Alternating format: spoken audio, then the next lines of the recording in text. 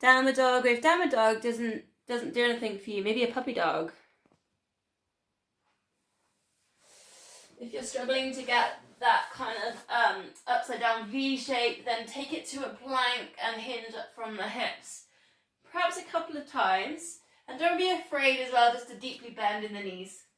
Think about sending chest towards the thighs to create that nice straight line we got from the hands going all the way up to the hips, past the shoulders. So again, don't be afraid to just bend in the knees to get this stretch. It's a lower back release. So we've done some hip work. Let's just see what it looks like if we tried the wild thing. We did this one a few months back. So just lifting one leg, knee towards nose, lift that up. Now you can take it straight or you can bend in the knee, turn the hip to the side.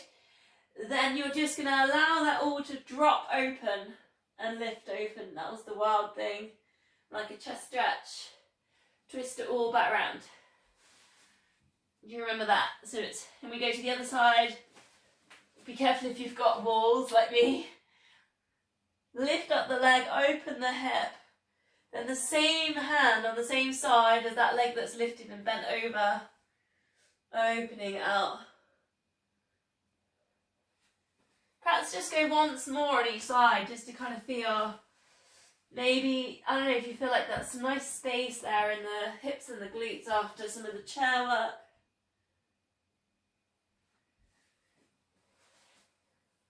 When you come back into downward dog, think about sending those hips back into space.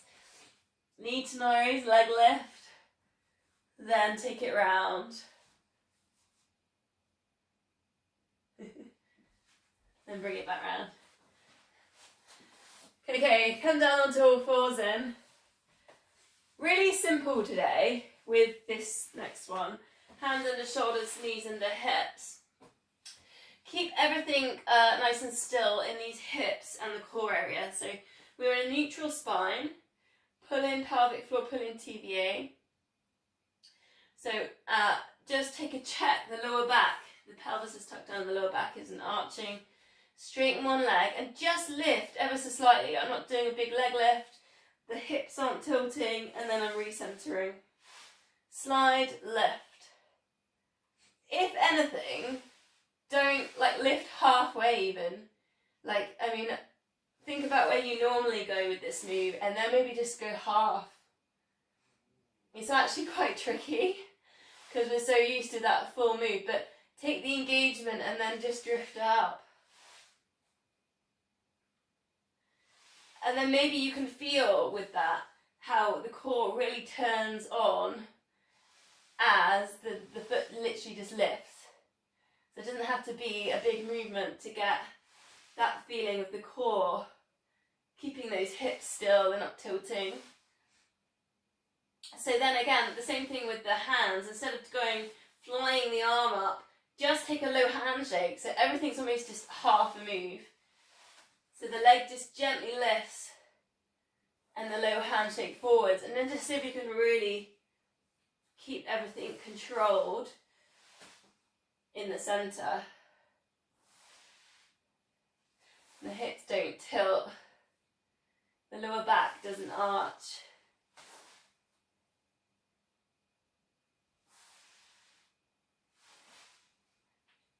Then, or we're going to just do 4 more. You can, if you want to, just ever so slightly edge it up to where you normally get to.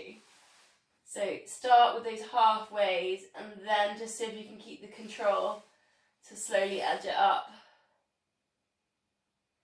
It's like a really slow, kind of careful way of doing things, but it's quite hard.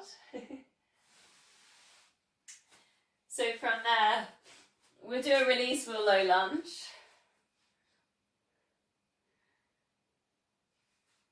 Either lifting the arms up over the head, or maybe you could try a little side bend, so the elbow just tucks onto the knee that's forwards, and you just drift one hand over the midline.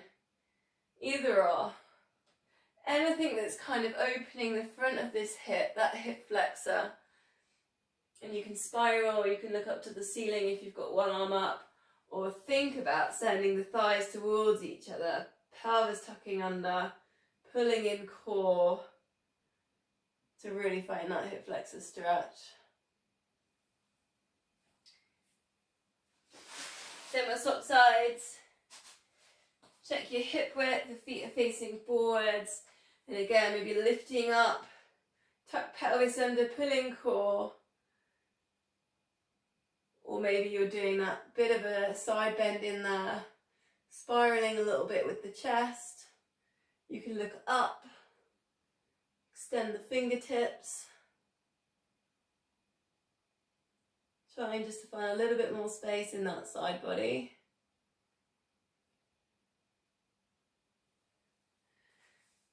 So from there we're going to come down onto our fronts. Very similar move to the Superman, glute activation. So just rest your forehead on your hands. Just try and relax a little bit. So maybe wiggle the hips side to side. And then all we're going to do is squeeze the glute on one side and just drift up that leg. And then release it down. Squeeze the glute, drift up the leg, and then release it down. Try and get the chain working, so the glute squeezes, the hamstring lifts the leg, and then the lower back on the other side of the body stabilizes the hips. Obviously the core's working. There's that little bit of pull in the core, even if it's just 20-30% pelvic floor TVA. Just notice if you're holding any tension in your shoulders or your face, so just try and, again, just relax. If you need to reset, just wiggle the hips side to side, center, and then go into your lift and lower. 4 more.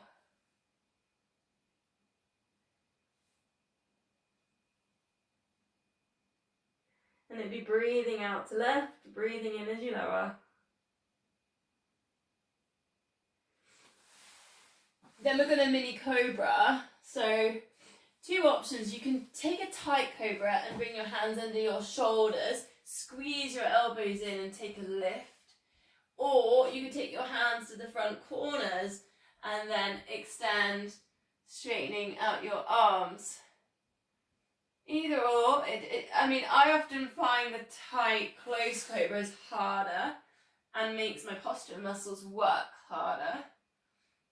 But then I often find the looser cobra finds the abdominal stretch. So we'll move with this one. Now whichever one you're on, if you're on tight one, you're going to do your lift and then you're lowering. Try and keep the crown of head in line with spine. Or if you're in the looser one, you're going to lift, draw in the core and lower. Or you can try a bit of both. We're going to go 3 more if that helps you decide which one you want to work with or you want to play with both. Maybe you find with the tighter cobra you're getting higher each time. Shoulders down away from ears. Legs and feet relaxed. Then release the arms down by the sides, get them a bit more relaxed. And option here, you can keep your arms by your sides or shoulder squeeze, interlink your fingers. Because what we're going to do is lift head and shoulders, keep crown of head in line with spine.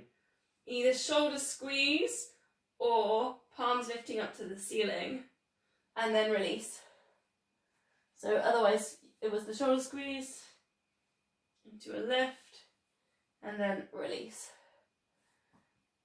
So we're going to do 3 of the squeezes, and then after you've squeezed 3 times, whichever one that you're working with, bend both knees. See if you can touch your ankles and hold a quad, like a double quad stretch. 1 or 2 breaths or 3 breaths if you're comfortable here. Then release, and then again into either shoulder squeezing or simply the back extension lift. Engage the core with that one as well, so find some connection with the pelvic floor. Then holding on, drawing ankles towards your bum. Press the hips down into the mat and just relax. I'm not even putting in a lift in here, I'm just relaxing into that pose. And then again, into your lifts and your lowers, and you can look side to side with that as well if you want to work a little bit of neck release. Into your lift and then lower. Last time, holding on, quad stretch. And you feel like there's resistance, like particularly the quads are like, I'm really tight. Just so if you can breathe into that, just so you can let go.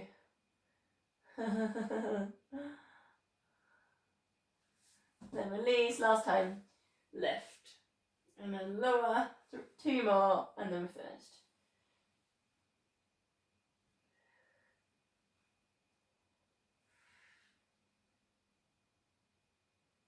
Then the release is going to be a cat stretch, so we're on all fours. Hands under shoulders, chin into chest, tuck the pelvis under. Feel like you've got this space between the shoulder blades. And then just taking a little spiral, and you can do both hips and shoulders. Just kind of teasing those corners there in the shoulders, maybe even in the hips and the lower back. And then the other way around, chins into chest.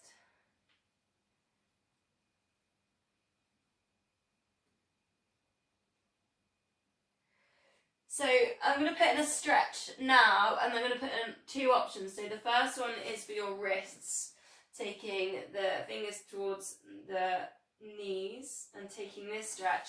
And the other stretch is for quads again, and also for a little bit of hips. And the reason why I've given 2 options, because not everyone likes to do this for their knees. So if you don't like this, maybe stick with that wrist stretch I've just given. Otherwise, sit back onto the heels. And just we're creating space here at the front of the hips and the quads. Now, if you're quite flexible, you can bring this all the way down. So that's completely optional as well. Otherwise, just taking that wrist stretch. A couple more breaths.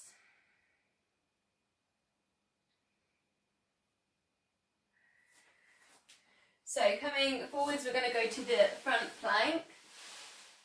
Elbows underneath the shoulders, lifting up the hips, pull in pelvic floor, pull in TVA. Check that you're not arching in the lower back. You've got the option to straighten legs. So we're going to go maybe like a minute, but I haven't got a stopwatch. But I will try and count in blocks of 10 in my head. So option to add in, you could just straighten one leg and then bend, straighten the other leg and then bend. Big focus here, particularly TVA. So think about drawing the tummy button in and then hollowing those bits down, the side bits down towards the hips. So you might just be holding, try and keep everything relaxed in the face, because often we get tight in the jaw. Try and keep the crown of head in line with the spine, because sometimes it can drop. Hopefully if you're in the full plank, you're enjoying the stretch on the feet and the arches. Shoulders down away from ears. Just notice if you're holding your breath. That's another thing that we often do. Maybe try and say something. I mean, I know I can't hear you, but when you talk doing this, that's quite tricky, but it makes you breathe. And it makes you realise you haven't breathed when you talk. If you're in the full plank and you're getting bored, you've got knee drops. Keeping hips still.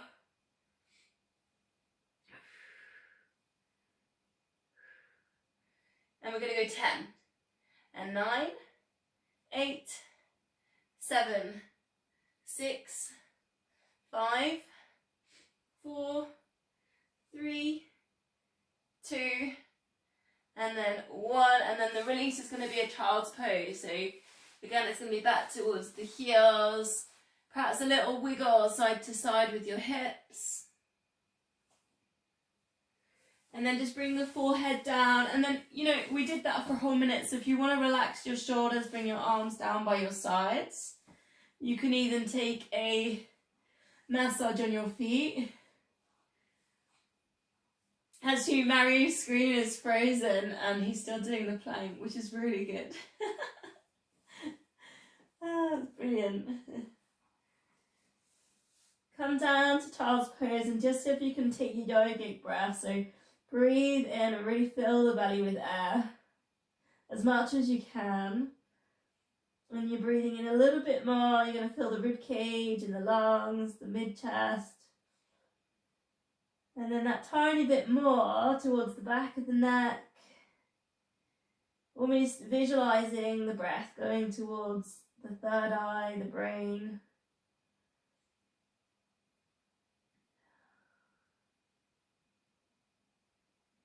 Four more deep breaths.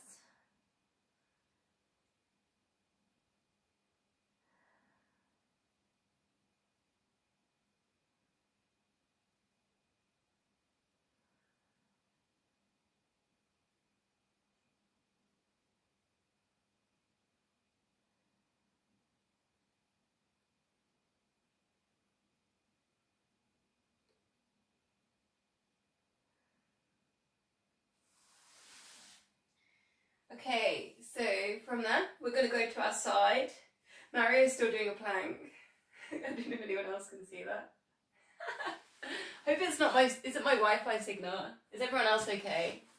Because it's been so stormy, sometimes when it's stormy up here, the phone signal goes and the Wi-Fi signal goes. So clams we're going to start with. So pick a side, grab your loop band if you've got them and put that in the glute med. I haven't got mine, but you know you're going to put it just above the knee. Lift your heels up level with your hips, heels, hips, shoulders in line. Lift top knee lower. Now if you've got that band, you can kind of just really get to the tension and then pause and then release. So just working tiny bit into that resistance there. So this will feel different to the hip mobility move with the chair. This is a very kind of different feel to it on the glute med. So it shouldn't feel like we're overusing opening on the hip. And to check that, you want to be like your hips and, you know, like you're nearly rocking, moving forwards and engage the core. And then you should feel it around the side and the back. So if you've got the band, you're probably noticing that now. We'll go 3 more. Breathing out, lift, breathing in lower.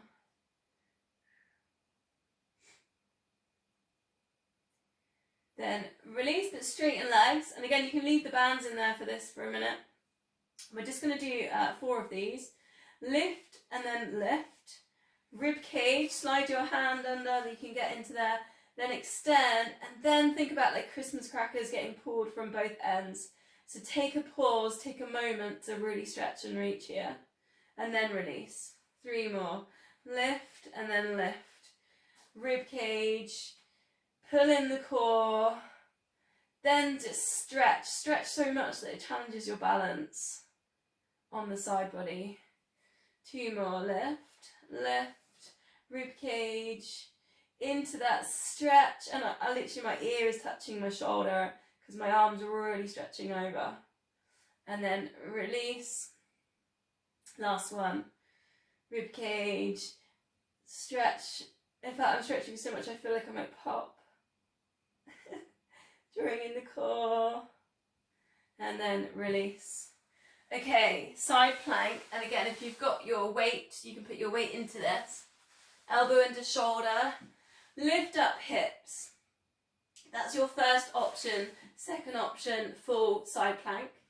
So if you've got your weight, you just hold your weight in the top hand, knee to elbow, lift, leg lift, twist. So otherwise you could be in this position, knee to elbow, leg lift, twist. Okay? 3 more, knee to elbow, leg lift, and twist. In your own time, you don't have to keep up with me. Also, if you're not getting your knee to your elbow, no worries. Effort towards always growth mindset. And rest. Release the hips down, and we're going to do those 3 onto the other side. Small bands again if you use them on your clam. Lining up heels, hips, shoulders, almost like you're falling forwards. Engage the core. Lift top knee lower. Lift the hips so they're level with, lift the hips, lift the heels so they're level with the hips. If you can lift your hips in this position, that's almost levitation, isn't it? But then everyone has a special power, so...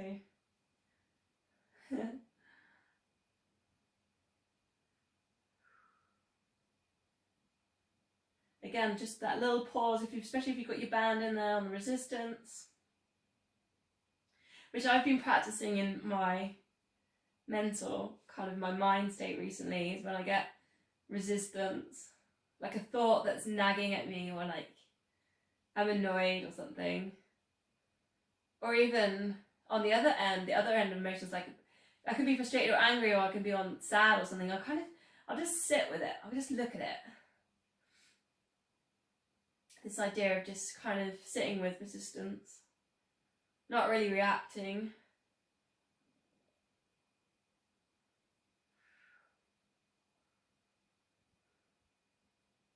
Which I don't think my dog understands yet.